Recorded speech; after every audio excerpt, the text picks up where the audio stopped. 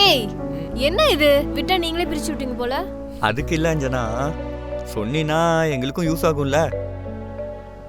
நாங்களும் pass mark எடுப்போம்ல. டேய் ஒன்னு சொல்றேன் நல்லா கேட்கோ.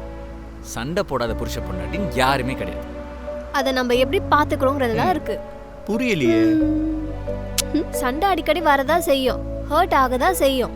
ஆனா எல்லாத்தையுமே மனசார மன்னிச்சுட்டு ஈகோ இல்லாம கொஞ்ச நேரம் உட்காந்து பேசினாலே போதும். பேசினாலே போதுமா? ஆமா, பேசி பேசி ஆச்சுவே பிடிக்கிறாங்க. ஒரு சின்ன சண்டை மட்டும் தானே. பேசினா போதும்ன்ற. அதுவும் நாங்க சண்டை போட்டா சும்மா பிரிஞ்சு ஓரமாலாம் இருக்க மாட்டோம். கட்டி பிடிச்சு மனசுல இருக்கத ஓப்பனா பேசிடுவோம். தீர்க்க முடியாத பிரச்சனை நீங்க ஏதாச்சும் இருக்கா என்ன? ஒண்ணுமே இல்லைன்னு சொல்றியா? இருக்கு. அது எப்படி இல்லாம இருக்கும்?